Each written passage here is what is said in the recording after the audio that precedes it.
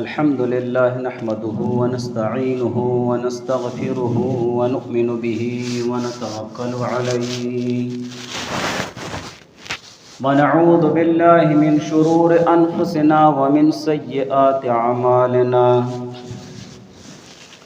من يهده الله فلا مضل له ومن يضلله فلا هادي له وأشهد أن لا إله إلا الله وحده لا شريك له وأشهد أن سيدنا وسندنا وحبيبنا ومولانا محمدا عبده ورسوله قال الله تبارك وتعالى في كلامه المجيد والفرقان الحميد أعوذ بالله من الشيطان الرجيم بسم الله الرحمن الرحيم يا أيها الذين آمنوا كتب عليكم الصيام كما كتب على الذين من قبلكم لعلكم تتقون عن أبي هريرة رضي الله تعالى عنه قال قال رسول الله صلى الله عليه وآله وسلم من صام رمضان إيمانا واحتسابا غفر له ما تقدم من ذنبه أو كما قال رسول الله صلى الله عليه وآله وسلم صدق الله العلي العظيم وصدق رسوله النبي الكريم ونحن على ذلك لمن الشاهدين والشاكرين والحمد لله رب العالمين قال الله تبارك وتعالى في شان حبيبه إن الله وملائكته يصلون على النبي يا أيها الذين آمنوا صلوا عليه وسلموا تسليما اللهم صل على محمد كما تحب وترضى له اللهم صل على محمد وأنزله المقعد المقرب عندك يوم القيامة رب اشرح لي صدري ويسر لي أمري واحلل عقدة من لساني يفقه قولي سبحانك لا علم لنا إلا ما علمتنا إنك أنت العليم الحكيم سامعین محترم، شعبان کا مہینہ تقریباً اپنے اختتام پر ہے اور رمضان کی آمد ہے۔ رمضان کے آنے سے پہلے ہی ہم میں سے ہر مومن مسلمان کی یہ ذمہ داری ہے کہ جتنا یہ مہینہ بہت زیادہ عظمت والا ہے اور اللہ تعالیٰ کی خصوصی رحمت اور شفقت اور مغفرت کا مہینہ ہے، اور یہ اللہ تعالیٰ کی طرف سے مومن مسلمانوں کو اللہ تعالیٰ پر اپنے آپ کو بخشوانے کے لیے ایک خصوصی اور معیاری اور قیمتی پیکج ہے، ایک خصوصی انعام ہے، ایک خصوصی نعمت ہے اللہ تعالیٰ کی طرف سے۔ تو جو چیز جتنی اہم ہوتی ہے اور جتنی زیادہ اہمیت اور عظمت اور شرافت والی ہوتی ہے، اتنی ہی اس کے لیے تیاری کی جاتی ہے، بلکہ اس چیز کے لیے اپنی تمام تر تیاریوں سے بہت زیادہ تیاری کی جاتی ہے۔ تو ہمیں رمضان کے لیے ابھی سے اپنا ذہن بنانا چاہیے اور ابھی سے ہم رمضان کی تیاری میں لگ جائیں کہ رمضان کے روزے ہم کس طرح رکھیں گے، رمضان کا روزہ کس نیت اور کس مقصد سے رکھنا ہے، مجھے اپنا رمضان کیسے گزارنا ہے، اور اس میں مجھے کون سا لائحہ عمل اور کون سا طریقہ کار اپنانا ہے جس سے میں بہت زیادہ عبادت اللہ تعالیٰ کی کر سکوں۔ تو رمضان جو آنے والا مہینہ ہے، اس کے لیے جو ہم تیاری کریں گے اور رمضان کی تیاری کی نیت سے ہم جو عمل بھی کریں گے، اللہ تعالی ہمیں اس پر اجر و ثواب عطا فرمائیں گے۔ جب ہمارے ذہن میں یہ بات ہو کہ رمضان کا مہینہ آ رہا ہے، میں اپنے کام آگے پیچھے کر لوں، اپنی ضروریات کو سمیٹ دوں اور اسی طرح اپنے کاروبار کو محدود کر دوں، اور اسی طرح جو جو کام مجھے کرنے ہیں اور ضروری ہیں وہ ابھی سے میں نمٹا دوں تاکہ رمضان میں فارغ رہ سکوں اللہ تعالیٰ کی عبادت کرنے کے لیے۔ اور اللہ تعالیٰ کا یہ فرض کردہ روزہ ہے، اس کا میں صحیح طریقے سے اخلاص سے اہتمام کر سکوں۔ جو ہم یہ نیت کریں گے اور اس نیت سے آگے بڑھتے جائیں گے، اللہ تعالیٰ ہمیں اجر ثواب عطا فرمائیں گے۔ بہرحال رمضان اسلامی 9واں مہینہ ہے، اور رمضان رمض سے ہے۔ رمضان بمعنی جلنے اور جلانے کے آتے ہیں، اور یہ مہینہ بھی گناہوں کو جلا دیتا ہے، اور رمضان کو مبارک بھی کہا جاتا ہے، رمضان کو معظم بھی کہا جاتا ہے۔ رمضان المبارک، رمضان المعظم، تو مبارک تو اسی لیے کہا جاتا ہے کہ شریعت کی نظر میں، شریعت کے حوالے سے یہ مہینہ بہت برکت والا ہے، بہت خیر کا مہینہ ہے، اسی وجہ سے اس کو مبارک کہا جاتا ہے۔ اور اسی طرح اس مہینے کو معظم بھی کہا جاتا ہے، اور معظم اسی لیے کہ شریعت میں یہ بہت عظمت والا مہینہ ہے، اللہ تعالیٰ کے خصوصی رحمتوں کے نزول کا مہینہ ہے۔ اس میں ایک ایک لمحہ، ایک ایک سیکنڈ بہت انتہائی قیمتی ہوتا ہے۔ اور اسی طرح رمضان کو شریف بھی کہا جاتا ہے، عام ہمارے الفاظ میں، زبانوں میں رمضان شریف، تو یہ مہینہ بہت شرافت والا ہے۔ اور بھی اس کے نام ہیں، اور اس کے رمضان کے ساتھ نام لگائے جاتے ہیں، تو یہ اس کی عظمت اور شرافت اور کرامت کی وجہ سے اس کے ساتھ یہ نام لگائے جاتے ہیں۔ بہرحال رمضان یہ بہت زیادہ انتہائی بابرکت مہینہ ہے، اور روزے کی ابتدا ایک تو رمضان ہے اور ایک ہے روزہ۔ روزے کی ابتدا اس وقت سے شروع ہوئی ہے جب سے اللہ تعالیٰ نے اس دنیا کو وجود دیا ہے، اور روزے کی ابتدا حضرت آدم علیہ السلام سے شروع ہوئی ہے۔ چنانچہ روایات میں آتا ہے کہ آدم علیہ السلام کے دور میں ایام بیز، یعنی ہر مہینے کے 13ویں، 14ویں اور 15ویں تاریخ کو روزہ رکھنا فرض تھا۔ اور اسی طرح یہود و نصارہ میں بھی روزے کا تصور موجود ہے، وہ بھی روزے رکھتے ہیں۔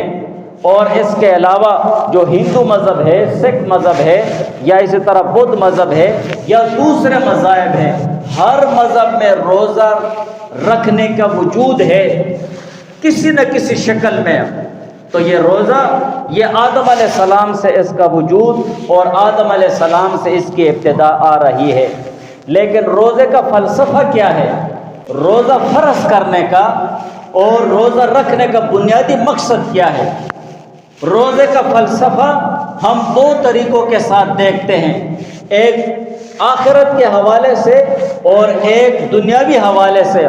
آخرت کے حوالے سے دیکھا جائے تو حقیقت یہ ہے کہ انسان اشرف المخلوقات ہے، اور اللہ تعالیٰ نے اس کو معظم اور مکرم اور مشرف اشرف المخلوقات پیدا کیا ہے۔ لیکن اس انسان کے اشرف المخلوقات اور اس انسان کے عظمت والا ہونا، اعزاز والا ہونا، یہ کس سبب کی وجہ سے ہے؟ کس بنیاد پر اللہ تعالیٰ نے اس کو اشرف المخلوقات بنایا ہے؟ تمام مخلوقات سے بالا تر ہے۔ کس بنیاد پر، کس وجہ سے اس کو اللہ تعالیٰ نے یہ عزت دی ہوئی ہے، یہ عظمت اور شرافت دی ہوئی ہے؟ اس کی وجہ کیا ہے؟ تو اس کی بنیادی وجہ یہی ہے کہ یہ انسان اپنے نفس سرکش کو، جو سرکش اور بے قابو نفس ہے، اس کو اپنے قابو میں لا کر اپنی خواہشات پر غالب آ جائے، اپنی خواہشات پر غالب آ کر فرائض عبدیت کو بجا لائے، اور اپنا منشاء تخلیق پورا کرنے کے لیے معرفت الہی اور رضائے خداوندی کی تلاش، وہ جستجو اس کا اہم فریضہ ہے۔ انسان کی تخلیق کیا ہے؟ اس کے پیدا کرنے کی وجہ کیا ہے؟ منشا کیا ہے؟ اس انسان کے پیدا کرنے کی بنیادی وجہ اور بنیادی سبب یہ ہے کہ یہ انسان اپنے نفس سرکش پر قابو پا لے اور اپنی خواہشات پر غالب آ جائے، اپنی ہر خواہش کو مٹا دے، اللہ تعالیٰ کی معرفت، اللہ تعالیٰ کی رضا اور خوشنودی کی جستجو میں یہ لگ جائے، یہ اس کی منشاء تخلیق ہے۔ جب انسان کی یہ منشاء تخلیق ہے تو اب دیکھنا ہے کہ نفس کو قابو کرنے کے لیے اور اپنے خواہشات پر غالب آنے کے لیے 3 چیزوں کی ضرورت ہے۔ پہلی چیز تو یہ ہے کہ نفس کو تمام شہوتوں اور لذتوں سے روکا جائے، اس کو تمام شہوتوں اور لذتوں سے روکتے جاؤ۔ جو صوفیہ ہوتے ہیں یہ اپنے اوپر مشقت ڈالتے ہیں، تکلیف ڈالتے ہیں، صرف اللہ تعالیٰ کی رضا اور خوشنودی کے لیے۔ تو اپنے نفس کو تمام شہوتوں اور لذتوں سے روکا جائے، اور دوسری چیز اس پر عبادت کا بوجھ لاد دیا جائے، کثرت کے ساتھ انسان عبادت کرے اللہ تعالیٰ کی، اور تیسرے نمبر پر ہر وقت اللہ تعالیٰ سے مدد مانگتا رہے۔ یہ تینوں چیزیں اگر غور کیا جائے تو روزے میں بدرجہ اتم موجود ہیں، روزے میں مکمل درجے میں یہ تینوں چیزیں موجود ہیں۔ جب بھی مومن مسلمان روزہ رکھتا ہے تو یہ ان تینوں چیزوں کو پورا کر رہا ہوتا ہے، لہذا اپنے نفس کی قوت کو توڑ کر اور تمام قوتوں کو اعتدال پر لانے کے لیے روزے کا اہتمام کیا گیا ہے کہ روزہ رکھو، یہ تینوں چیزیں اس میں آ جائیں گی۔ اس لیے کہ روزے کا مقصد، اور روزہ کیسے کہتے ہیں؟ کھانا پینا اور جماع سے رک جانا، یہ اصل بنیادی شہوت اور لذتوں کو آگے لے جانے والی چیزیں ہیں۔ کھانے پینے سے اور جماع سے رک گیا ہے تو یہ تینوں چیزیں اس میں آ جاتی ہیں، اور وہ عبادت کا بوجھ بھی نفس پر آ جاتا ہے، اس لیے کہ روزے سے ہوتا ہے، اور اسی طرح ہر وقت اللہ تعالیٰ سے مدد مانگ رہا ہوتا ہے۔ تو یہ بنیادی وہ اس کے مقاصد ہیں جو مومن مسلمان اپنے خواہشات پر غالب آنے کے لیے ان 3 چیزوں کی ضرورت ہے، اور یہ تینوں چیزیں روزے میں موجود ہیں۔ اس کے علاوہ روزے کے جسمانی فوائد بھی بہت زیادہ ہیں، روحانی حوالے سے اور جسمانی حوالے سے بھی۔ اگر دنیاوی اور جسمانی حوالے سے ہم دیکھیں تو روزہ مومن مسلمان کو چست و چالاک، صابر اور شاکر، اور اسی طرح ہمدردی کرنے والا، اور ایک دوسرے کے ساتھ شفقت اور ایک منظم اور مضبوط قوم بنانے میں بہترین ذریعہ ہے۔ صابر اسی لیے بنتا ہے کہ اس نے روزہ رکھا ہوتا ہے اللہ تعالیٰ کی رضا کے لیے، مشقت برداشت کر رہا ہے، سامنے کھانا بھی ہے پینا بھی ہے، لیکن نہ کھاتا ہے نہ پیتا ہے نہ جماع کرتا ہے، ایک اعلیٰ معیاری صبر کا مظاہرہ کر رہا ہے۔ اور شاکر بھی ہے، جو نعمت اللہ تعالیٰ اس کو دے دیتے ہیں اس حالت میں اللہ تعالیٰ کا شکر ادا کر کے افطار کر دیتا ہے۔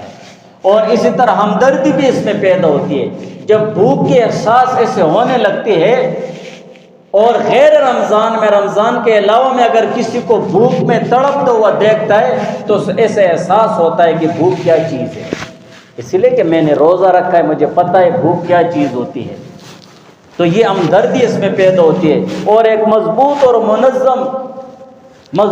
منظم اس لیے کہ آپ لوگ دیکھتے ہیں کہ رمضان کے مہینے میں تراویح کا اہتمام ہوتا ہے، اجتماعات کا اہتمام ہوتا ہے۔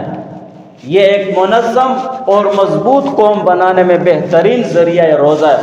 اور اسی کے ساتھ ساتھ اگر روزہ دار پورے اخلاص کے ساتھ روزہ رکھے تو دل سے حرص، طمع، شکم پروری اور اسی طرح یہ چیزیں ختم ہو جاتی ہیں، نہ حرص ہوتی ہے، نہ طمع ہوتی ہے، نہ پیٹ بھرنا ہوتا ہے، بس صرف اللہ تعالیٰ کی رضا کی طرف نظر ہوتی ہے۔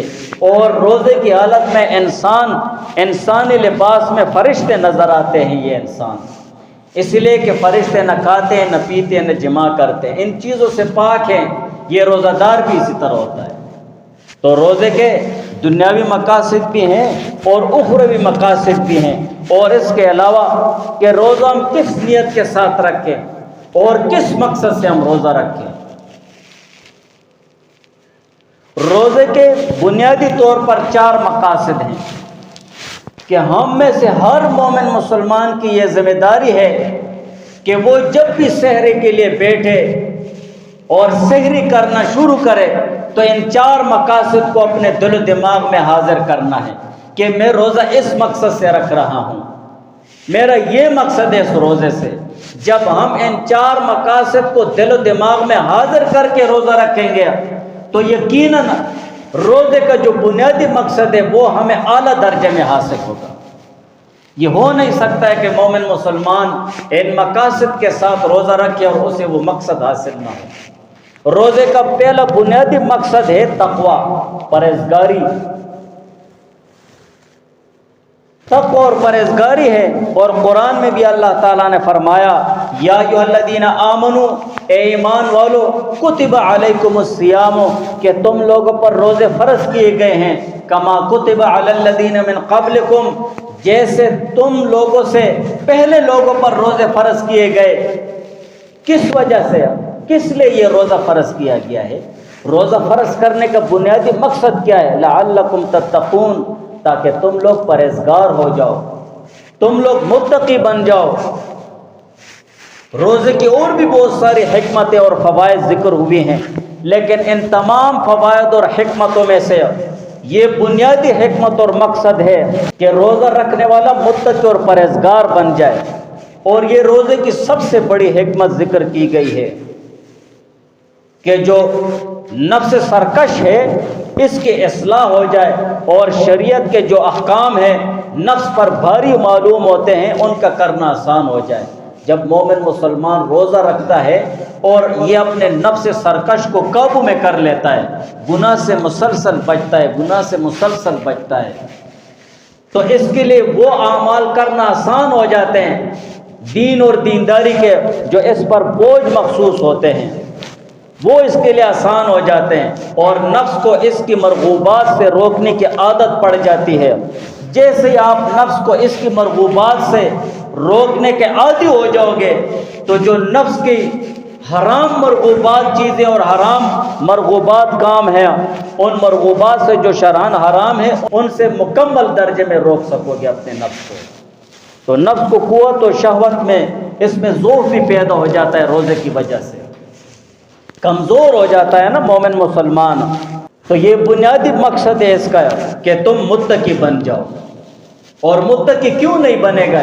اس لیے کہ روزہ ڈھال بھی ہے۔ حضور علیہ السلام نے فرمایا کہ الصیام جنۃ ما لم یخرق، کہ یہ روزہ ڈھال ہے جب تک یہ اس روزے کو کھول نہ دے۔ جیسے مومن مسلمان میدان کارزار، جنگ کے میدان میں اپنے آپ کو ڈھال کے ذریعے سے بچاتا ہے دشمن کے وار سے، اسی طرح مومن مسلمان روزہ رکھ کر نفس و شیطان کے وار سے خود کو بچاتا ہے۔ یہ شیطان کے وار سے اور شیطان کے حملے سے محفوظ ہوتا رہتا ہے جب تک یہ روزہ کھول نہ دے۔ جب روزہ کھول دیتا ہے تو یہ ڈال بھی ختم ہو جاتا ہے۔ اور ایک روایت میں آتا ہے کہ روزہ شیطان سے حفاظت ہے، اور دوسری روایت میں آتا ہے کہ اللہ کے عذاب سے حفاظت ہے، اور اسی طرح کئی روایات میں آتا ہے جہنم سے حفاظت ہے۔ اور روزہ وجاء، یہ شہوت کو کم کرنے والا ہے۔ لمبی حدیث ہے، حضور علیہ السلام نے نوجوانوں کو فرمایا کہ شادیاں کرو، اگر نکاح شادی نہیں کر سکتے ہو تو پھر روزہ رکھو، فَإِنَّهُ لَهُ وِجَاءٌ، اس لیے کہ روزہ شہوت کی کمر کو توڑ دیتا ہے۔ یہ شہوت انسان کے اندر وہ بنیادی چیز ہے جو انسان کو گناہوں پر ابھارتا ہے، یہ شہوت ہی ہے۔ اور شہوت بڑھتی ہے تو یہ کھانے پینے کے ساتھ، جتنا تم بہت زیادہ کھاؤ گے اور پیو گے اتنی تمہاری شہوت بڑھتی جائے گی۔ شہوت بڑھتی جائے گی تو اس کو پورا کرنے کے لیے تمہارے دل میں گناہ کرنے کا داعیہ پیدا ہوگا۔ لیکن جب آپ روزہ رکھیں گے، کھانے پینے سے پرہیز کرو گے تو شہوت کا زور کم ہو جاتا ہے۔ جب شہوت کا زور کم ہو جاتا ہے تو گناہ کا داعیہ بھی دل و دماغ میں کم ہو جاتا ہے۔ اسی وجہ سے حضور علیہ السلام نے فرمایا فَإِنَّهُ لَهُ وِجَاءٌ، یہ شہوت کو کم کرنے والی ہے، شہوت کا کمر توڑ دیتا ہے یہ روزہ ہے۔ تو روزے کا ایک بنیادی مقصد کیا ہے؟ متقی بن جاؤ، لعلکم تتقون۔ اب ہم میں سے ہر مومن مسلمان کی ذمہ داری ہے کہ وہ جب بھی سحری کرے تو اس کے دل دماغ میں یہ چیز ہو کہ یا اللہ میں یہ روزہ اس مقصد سے رکھ رہا ہوں اس نیت کے ساتھ رکھ رہا ہوں کہ میں متقی اور پرہیزگار بن جاؤں، میں نیک بن جاؤں، صالح بن جاؤں، حرام اور گناہ کاموں سے بچ جاؤں، یا اللہ تیری رضا کے لیے روزہ رکھ رہا ہوں اور اسی مقصد کے ساتھ رکھ رہا ہوں۔ یہ بنیادی مقصد ہونا چاہیے، ابھی سے ہمارے دل و دماغ میں یہ چیز ہو، ابھی سے، کہ پہلا بنیادی مقصد یہ ہے کہ میں متقی اور پرہیزگار بن جاؤں، لعلکم تتقون، تاکہ تم لوگ پرہیزگار بن جاؤ۔ اور اصل معیاری روزہ وہ ہے، مومن مسلمان کا رکھا ہوا معیاری روزہ وہ ہے، اور قبولیت کے اعلیٰ مقام پر پہنچا وہ روزہ ہے جو آدمی اس روزے میں روزے کا ادب کا لحاظ کرتا ہے۔ اور روزے کا ادب کیا ہے؟ اس کے متعلق فقہا فرماتے ہیں روزے کی حالت میں اپنی نگاہوں کی حفاظت کرو، بد نظری سے بچ جاؤ، آنکھوں کے ساتھ گناہ مت کرو۔ کتنے بہت زیادہ آنکھوں کے ساتھ گناہ ہم کرتے ہیں، بد نظری پر کتنے بیانات ہو گئے ہیں۔ النظر سہم من سہام ابلیس مسموم من ترکہا مخافتی ابدلتہ۔ اللہ تعالیٰ فرماتے ہیں کہ جس نے بد نظری میری رضا کے لیے چھوڑ دیے، غلط چیز کو دیکھنا چھوڑ دیا ہے، اللہ تعالیٰ فرماتے ہیں میں اس شخص کو ایسا ایمان دوں گا جس کی حلاوت اور مٹھاس کو اپنے دل میں محسوس کرے گا۔ یہ ایک عجیب احساس ہے، لیکن میں بار بار یہ بات بتاتا ہوں، جو احادیث میں ایسی چیزوں کا ذکر ہوتا ہے کہ اس چیز کا احساس ہوگا، اس چیز کا احساس ہوگا، اس چیز کی لذت محسوس ہوگی، اس طریقے سے لذت محسوس ہوگی، جو الفاظ اس طرح حدیث میں آئے ہیں اور ہم وہ کام کر کے لذت نہیں محسوس کر رہے ہیں، احساس ہمیں نہیں ہوتا ہے، تو یہ ہمارے ایمان کی کمزوری کی وجہ سے، اسی لیے کہ ہمارا ایمان کا معیار کم ہے۔ جو معیاری ایمان اور اعلیٰ سطح والے ایمان والے لوگ ہوتے ہیں اور خدا پرست لوگ ہوتے ہیں، ان کو ہر چیز کا احساس ہوتا ہے۔ ہم جیسے گناہگاروں کو کس چیز کا احساس ہوگا؟ کچھ بھی احساس نہیں ہوتا ہے۔ ہم لوگوں کو اسی وجہ سے احساس نہیں ہوتا ہے۔ اس احساس کو پیدا کرنے کے لیے یہی چیز ہے کہ متقی بن جاؤ۔ بس روزہ رکھتا ہوں اس نیت کے ساتھ کہ متقی بن جاؤں، نگاہوں کی حفاظت کرو، زبان کی حفاظت کرو، غیبت مت کرو، چغلی مت کرو، آبرو ریزی مت کرو۔ یہ ساری چیزیں ایمان لیوا چیزیں ہیں۔ آپ اس مجلس میں مت جاؤ جس میں آپ سمجھ رہے ہیں یار غیبت ہو جائے گی، چھوڑو پرے، لڑائی ہو جائے گی، ماں چھوڑو پرے، یہ ویسے بس اس سے تو بہتر ہے تھوڑا سا ذکر کرو، یا اس سے بہتر ہے کچھ بھی نہ کرو، سو جاؤ۔ تو کہنے کا مقصد یہ ہے زبان کی حفاظت ہو، کان کی حفاظت ہو، ایسی چیز مت سنو جس سے اللہ تعالیٰ کی ناراضگی اور غیظ و غضب جوش میں آتا ہے۔ الغناء ينبت النفاق كما ينبت الماء الزرع، حدیث میں ہے نا کہ یہ گانا بجانا یہ دل میں نفاق پیدا کرتا ہے، منافقت پیدا کرتا ہے۔ اور کس طریقے سے منافقت پیدا کرتا ہے؟ جیسے پانی زمین کو پہنچتا ہے تو سبزہ اگاتا ہے، اسی طریقے کے ساتھ ہمارے وہ گانا بجانا سننے والے کے دل دماغ میں منافقت پیدا ہوتی ہے۔ اور اسی طرح باقی اعضائے بدن کی حفاظت ہو، اپنے ہاتھوں کی حفاظت کرو، اپنے پاؤں کی حفاظت کرو، اپنے پیٹ کی حفاظت کرو، حرام چیز کے ساتھ افطار نہ کرنا۔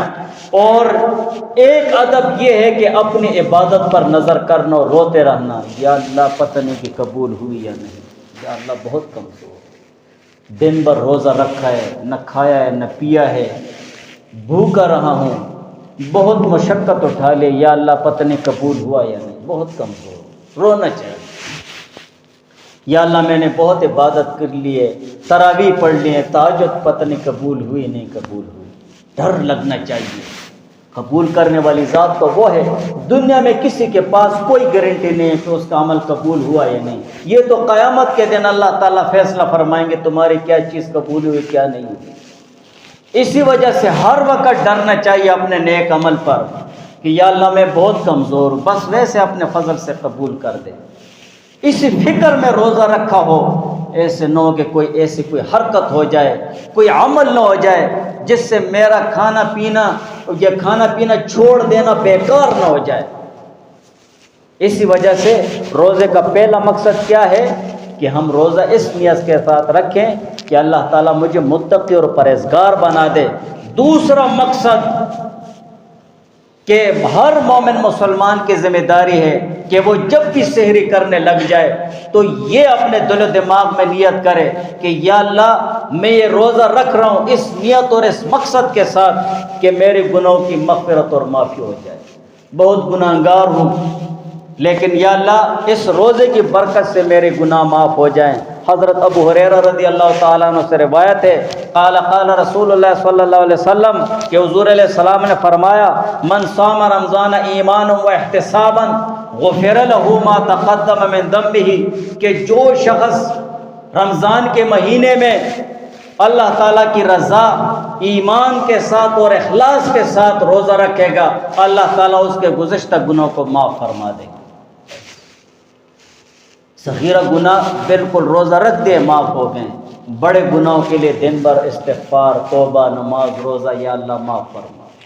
نہ معلوم رمضان کی ہر گھڑی ہر سیکنڈ اتنا قیمتی ہے کہ جس کی کوئی انتہا ہی نہیں ہے قرآن اور حدیث کے حوالے سے۔ ہر لحظہ ہر گھڑی قبولیت کی ہوتی ہے۔ نہ معلوم تمہارے منہ سے نکلے ہوئے کوئی بھی الفاظ اخلاص کے ساتھ ہوں اور وہ تمہارے لیے ابدی نجات کا ذریعہ بن جائے۔ وہ تو مالک الملوک ہے، قلوب الناس ہے، تمام مخلوقات کے دل اس کے دائرے اختیار میں ہے، ہر ایک چیز اس کے اختیار میں، وہ تو قادر مطلق ذات ہے۔ اور حالات کے بدلنے میں گھنٹوں اور دنوں کی ضرورت نہیں ہوتی ہے۔ یہ ہاتھ اس طرح ہے نا، اس کو اس طرح کر دو بس حالات بدل، اس میں کتنا وقت لگتا ہے، بس پل جھپکنے کے برابر زندگی بدل جاتی ہے۔ تو یہ اللہ تعالیٰ کے فضل پر ہوتا ہے۔ اسی وجہ سے ہمیں اپنے روزوں کا اہتمام کرنا چاہیے، یہ نہیں کہ ہم روزے چھوڑ دیں۔ جب ہم اللہ تعالیٰ کی رضا کے لیے محنت اور مشقت نہیں اٹھا سکتے ہیں تو کہاں سے اللہ تعالیٰ کا فضل آئے گا؟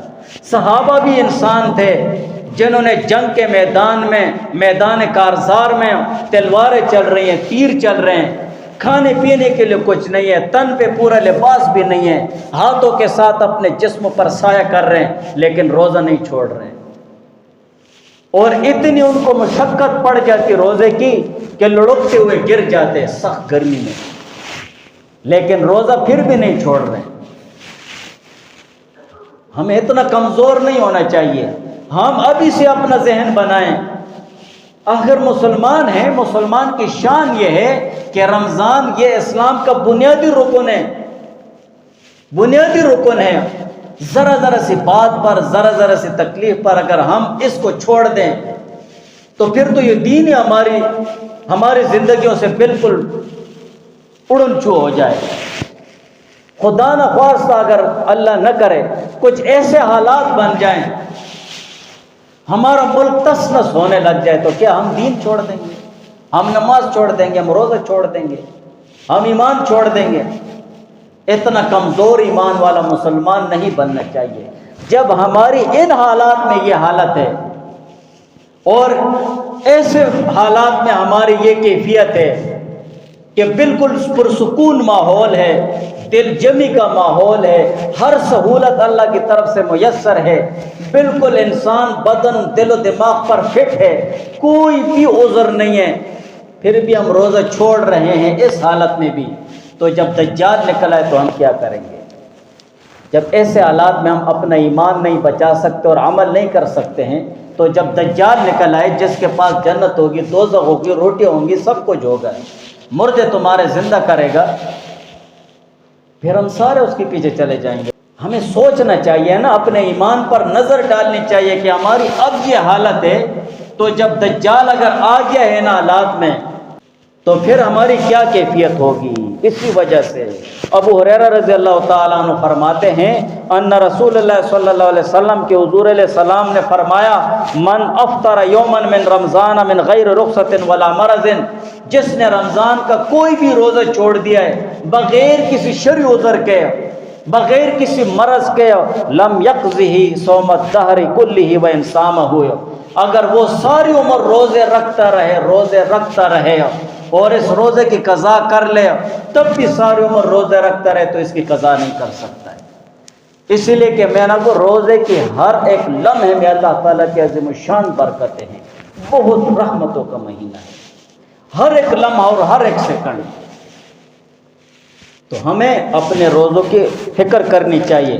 اور تیسرا بنیادی مقصد یہ ہے کہ اجر عظیم، کہ ہم میں سے ہر مومن مسلمان کی ذمہ داری ہے جب وہ سحری کرنے کے لیے بیٹھ جائے، اس کے دل و دماغ میں یہ بات ہونی چاہیے کہ یا اللہ میں یہ روزہ تیری رضا کے لیے اس مقصد اور اس نیت کے ساتھ رکھ رہا ہوں کہ تو مجھے اجر عظیم دے گا، بہت بڑا اجر دے گا یا اللہ، میں محتاج ہوں اجر کا۔ قیامت کے دن اعمال پر حساب ہوں گے، یا اللہ تو بے حساب اجر ثواب عطا فرمانا ہے۔ قیامت کے دن روپے نہیں ہوگا، درہم نہیں ہوگا، پیسہ نہیں ہوگا، ڈالر نہیں ہوگا، صرف اعمال ہوں گے۔ آخرت کی کرنسی، آخرت کے پیسے اعمال ہوں گے۔ تو یہ اجر عظیم ہے نا، بہت سارے پیسے دے دے یا اللہ آخرت کے، کوئی اجر عظیم ہے نا، یا اللہ آخرت کے بہت سارے پیسے دے دے، آخرت کے پیسے ہیں۔ جیسے ہم دنیا میں مانگ رہے ہیں یا اللہ بہت سارا مال دے، ہمارے رزق میں بہت فراوانی کر، تو یہ آخرت کے لیے مانگنا ہو گیا ہے اجر عظیم۔ اور ابو ہریرہ رضی اللہ تعالیٰ عنہ سے روایت ہے کہ حضور علیہ السلام نے فرمایا کل عمل ابن آدم یضاعف الحسنۃ بعشر امثالها الى 700 ضعف، کہ ابن آدم علیہ السلام کے ہر ایک بیٹے کا نیک اور صالح عمل وہ 10 گنا سے لے کر 700 گنا تک بڑھا دیا جاتا ہے۔ ایک عام قانون کے مطابق اللہ تعالیٰ کی طرف سے ایک نیکی کے بدلے میں اللہ تعالیٰ 10 نیکیاں عطا فرماتے ہیں۔ یہ اللہ تعالیٰ کی کرم نوازی ہے، اور جس کا جتنا زیادہ اخلاص ہوگا، جتنا بہت زیادہ مشقت اٹھائے گا، جتنی اللہ تعالیٰ کی رضا جوئی کی کوشش کرے گا، اللہ تعالیٰ 10 گنا سے لے کر 700 گنا اللہ تعالیٰ اجر ثواب دے دیں گے، اور اس سے بھی زیادہ اللہ تعالیٰ اس کو اجر ثواب عطا فرماتے ہیں۔ قال اللہ تعالیٰ، لیکن اللہ تعالیٰ فرماتے الا الصوم، مگر روزہ، فإنہ لی، یہ روزہ میرے لیے ہے، وانا اجزی بھی، اور میں ہی اس کا اجر دوں گا۔ بس روزہ میرے لیے ہے، اللہ تعالیٰ فرماتے ہیں میں اس کا اجر دوں گا۔ کتنا اجر دوں گا یہ تو نہیں بیان۔ اب اللہ تعالیٰ کی شان، وہ تو وراء الورا ہے، ہمارے دل و دماغ، ہماری سوچ سے بڑھ کر وہ تو احکم الحاکمین ہے، مالک الملوک ہے، قہار اور جبار بادشاہ ہے، کتنا اجر دے گا۔ اگر ہم میں سے کسی کو افسر کہتے ہیں نا یار میں جانوں میرا کام جانے، بس ہم کتنے خوش ہو جاتے ہیں، میری ذمہ داری لے لی ہے یار، بس فلاں افسر نے، مالک نے لے لیے، پولیس والے نے لے لیے، فوجی نے، کتنے خوش ہو جاتے ہیں جب احکم الحاکمین ذمہ داری لے لے، وانا اجزی بھی، بس میں دوں گا نا اجر۔ وہ اللہ تعالیٰ پھر احکم الحاکمین ہے۔ تو روزے کو اسی بنیادی مقصد کے ساتھ رکھنا چاہیے۔ روزے کو خاص کر فرمایا کہ یہ اللہ کے لیے ہے، اگرچہ تمام عبادات یہ اللہ تعالیٰ کے لیے ہیں، لیکن 2 کاموں کی وجہ سے، 2 امور کی وجہ سے اس روزے کا مرتبہ باقی عبادات سے بلند ہو جاتا ہے۔ پہلا امر یہ ہے کہ روزہ نفس کو لذت اور شہوتوں سے روکتا ہے۔ یقیناً روزہ دار نہ کھاتا ہے، نہ پیتا ہے، نہ جماع کرتا ہے، تو نفس لذت اور شہوتوں سے رکتا جا رہا ہے۔ اور دوسرا امر یہ ہے کہ یہ جو روزہ ہے تو یہ اللہ تعالیٰ اور اس کے بندے کے درمیان ایک راز ہے، ایک سر ہے، صرف اللہ کو معلوم ہے کہ میرے اس بندے کا روزہ ہے، اور اس بندے کو معلوم ہے کہ میرا اللہ کے لیے روزہ ہے، ورنہ کس کو پتہ ہوتا ہے کوئی غسل خانے میں جا کر پانی پی لے ایک گلاس؟ یہ تو اللہ تعالیٰ کے ساتھ راز ہے۔ اور چوتھا مقصد روزہ رکھنے کا یہ ہے کہ ہم میں سے ہر مومن مسلمان کی ذمہ داری ہے کہ وہ جب بھی سحری کے لیے بیٹھے تو اس کے دل دماغ میں یہ بات ہونی چاہیے کہ یا اللہ میں اس مقصد کے ساتھ اور اس نیت کے ساتھ روزہ رکھ رہا ہوں کہ تیرا قرب مجھے حاصل ہو جائے، میں تیرے قریب ہو جاؤں، تیرے نیک اور صالح بندوں میں شامل ہو جاؤں، اور تیرے پرہیزگار بندوں میں شامل ہو جاؤں۔ اس نیت کے ساتھ روزہ رکھنا چاہیے۔ اور اسی حدیث میں علماء نے فرمایا ہے الا الصوم، کہ اللہ تعالیٰ فرماتے ہیں روزہ میرے لیے ہے، وانا اجزی بھی، میں اس کا اجر ثواب دوں گا۔ تو علماء فرماتے ہیں، بعض علماء مشائخ فرماتے ہیں وانا اجزی بھی، ایک معنی اس کا اس طرح وَأَنَا أُجْزَىٰ بِهِ کہ میں اس روزے کے بدلے میں خود کو دیتا ہوں، بس میں اس کا بدلہ ہوں۔ تو یہ اللہ تعالیٰ کا خاص قرب اس روزے کے ذریعے حاصل ہو گیا ہے کہ اللہ تعالیٰ فرماتے ہیں وَأَنَا أُجْزَىٰ بِهِ میں ہی اس روزے کا بدلہ ہوں، مجھے لے لو بس۔ کتنا بہت بڑا عظیم الشان، بہت بڑا انعام ہے اللہ تعالیٰ کہ اللہ تعالیٰ فرماتے میں اس کا بدلہ ہوں۔ تو قرب الہی ہو گیا ہے۔ بہرحال روزے کے یہ بنیادی 4 مقاصد ہیں۔ اب ہمیں رمضان گزارنا کیسے ہے، ابھی سے ذہن میں رکھ لینا چاہیے۔ رمضان گزارنے کے لیے سب سے زیادہ ضروری چیز یہ ہے کہ گناہوں سے بچا جائے، بس گناہوں سے بچنے کا اہتمام ہو۔ اگر آپ زیادہ عبادت نہیں کر سکتے ہیں، فرض عبادت تو کسی قانون پر بھی معاف نہیں ہے، نہیں چھوڑ سکتے ہو، لیکن گناہوں سے بچتے رہو۔ اگر نفل نہیں پڑھ سکتے ہو نہ پڑھو، کوئی بات نہیں، لیکن گناہوں سے بچتے رہو، گناہوں سے۔ اور اسی طرح قرآن کی تلاوت کا اہتمام ہونا چاہیے، نوافل کا اہتمام ہو، اشراق پڑھو، صلاۃ حاجت پڑھو، صلاۃ تسبیح پڑھو، چاش کی نماز پڑھو، ظہر سے پہلے 4 سنتوں سے پہلے، عصر سے پہلے ہیں، اسی طرح مغرب کے بعد اوابین پڑھو، تراویح پڑھو، تہجد پڑھو۔ نوافل کا اہتمام ہونا چاہیے اور دعا کا بہت زیادہ اہتمام ہونا چاہیے۔ اٹھتے بیٹھتے اللہ تعالیٰ سے دعائیں مانگتے رہو، اٹھتے بیٹھتے اللہ تعالیٰ سے خیر مانگتے رہو۔ نہ معلوم تمہاری کوئی بھی مانگی ہوئی دعا اللہ تعالیٰ اپنے فضل سے قبول کر دے، بس وہ آپ کے لیے کافی ہو جائے گی۔ اور اسی طرح دعاؤں کا بہت اہتمام ہو، رو رو کر اللہ تعالیٰ سے مانگو۔ اس کے در میں کس چیز کی کمی ہے، اس کے در میں سب کچھ ہے، ہمیں اسی سے مانگنا چاہیے، رو رو کر مانگو۔ اور صدقات کثرت کے ساتھ کرنا چاہیے، جتنا ہو سکتا ہے کثرت کے ساتھ صدقے کرنے چاہیے۔ گھر میں اہتمام ہونا چاہیے، ہم اگر اس ادارے میں رہ رہے ہیں تب بھی اہتمام ہونا چاہیے، کسی طریقے سے بھی کسی درجے میں بھی صدقات کی کثرت ہونی چاہیے، اور ذکر اور درود شریف کا ورد بہت زیادہ ہونا چاہیے۔ اس کے علاوہ حدیث میں آ گیا ہے کہ 4 چیزوں کا اہتمام کرو۔ کلمہ طیبہ کثرت سے پڑھو، لا الہ الا اللہ، لا الہ الا اللہ محمد الرسول اللہ۔ اور استغفار کی کثرت ہونی چاہیے، استغفر اللہ استغفر اللہ۔ یہ آسان الفاظ، استغفار کے معنی ہے بخشش مانگنا۔ یہ بخشش کن الفاظ سے میں مانگوں؟ ان الفاظ کے ساتھ مانگو، استغفر اللہ۔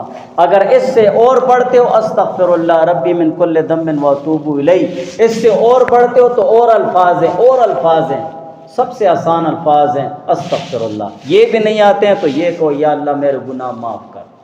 اس کے لیے صلاۃ استغفار بھی پڑھ سکتے ہو۔ اور مرحومین کے لیے ایصال ثواب کا اہتمام بھی ہونا چاہیے، جو آپ کے رشتہ دار، والدین کوئی بھی وفات پا گئے ان کے لیے ایصال ثواب کرتے رہو۔ اور اسی طرح حدیث میں ہے کلمہ طیبہ، استغفار، ان کا اہتمام ہونا چاہیے۔ اور جنت اللہ تعالیٰ سے مانگتے رہو، اللہم انا نسألک الجنہ، یا اللہ میں جنت عطا فرما، جنت الفردوس عطا فرما۔ اور دوزخ سے پناہ مانگتے رہو، اللہم انی اعوذ بک من النار، یا اللہ میں دوزخ سے پناہ مانگتا ہوں، جہنم سے پناہ مانگتا ہوں، آگ سے پناہ مانگتا ہوں۔ تو ان چیزوں کا اہتمام ہونا چاہیے۔ اس کے علاوہ کوشش یہ ہونی چاہیے کہ عصر کے بعد تھوڑا سا ٹائم مسجد کو دینا چاہیے، عصر کے بعد ذکر میں بیٹھ جائیں، اعتکاف کی نیت کر کے مسجد میں عصر کے بعد بیٹھ جائیں، آدھا گھنٹہ مغرب تک جتنا بھی ہو سکتا ہے ذکر وظائف وغیرہ اس میں اہتمام ہونا چاہیے۔ دعا کرو اللہ تعالیٰ ہمیں عمل کرنے کی توفیق عطا فرمائے۔